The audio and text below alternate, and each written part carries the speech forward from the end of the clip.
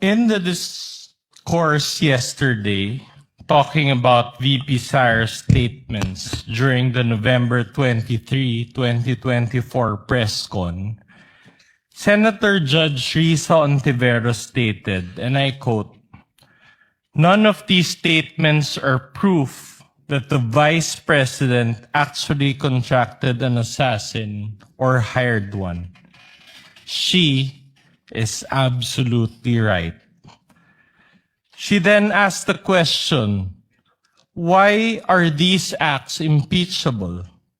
To this question, the prosecution responded, "We understand that these statements may not actually 100% prove that she in fact contracted an assassin.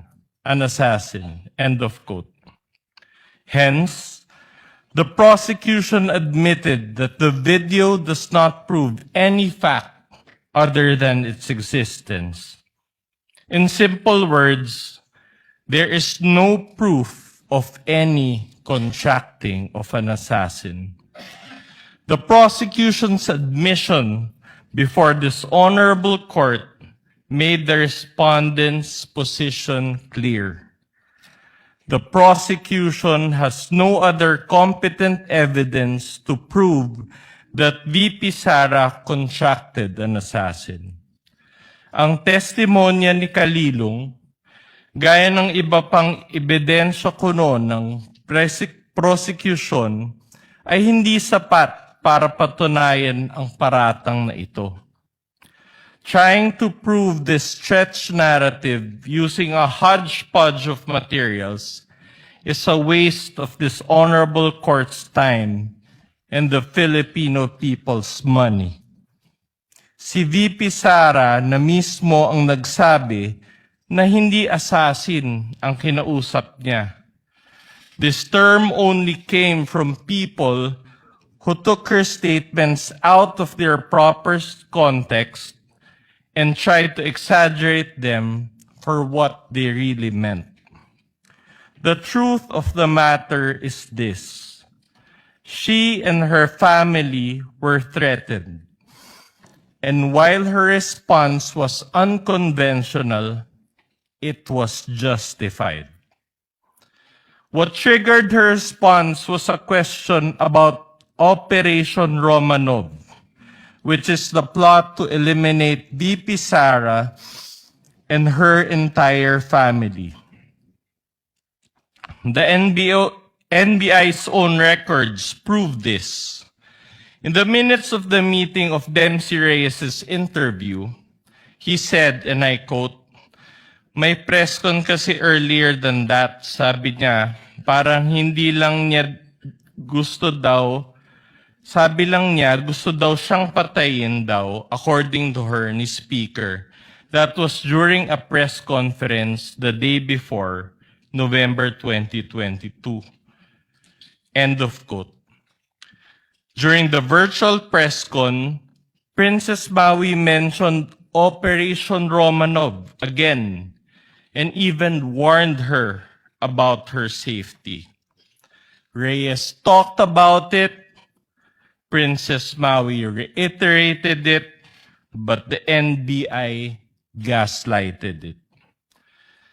When VP Sara uttered those words, she was not responding as Sara Duterte, the Vice President, but Sara Duterte, the wife, mother, daughter, and sister, who only sought to protect her own and her family members' lives. Operation Romanov is in place, and the threat against their lives is real. VP Sara became the target of unauthorized intelligence and surveillance operations by government operatives that expose her family to high-level risks and security threats, thereby causing intense trauma and uncontrollable fear. Her homes in Davao and Manila were profiled, and this is proven by classified casing reports. Her trusted security personnel were removed. Her schedule of official functions, like the one in Naga, was leaked by intelligence agents, and her security was heavily compromised. In sum, the prosecution was right in using the term culmination. But the prosecution's interpretation is wrong.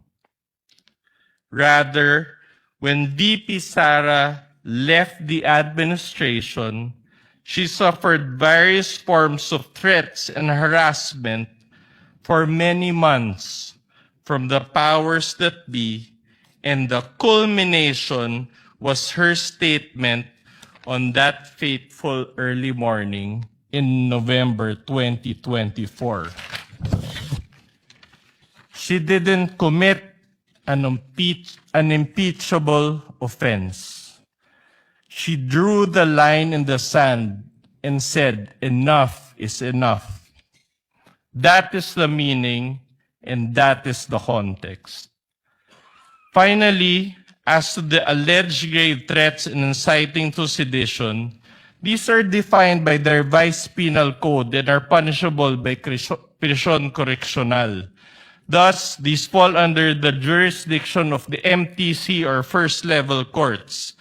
These charges are not other high crimes as contemplated by the Constitution as grounds for impeachment and are therefore not impeachable.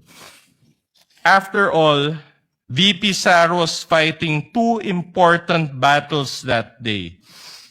One against a threat to her family's life, and another against the life of the ordinary Filipino, constantly suffocated by the immense weight of corruption, which she talked about during the press con.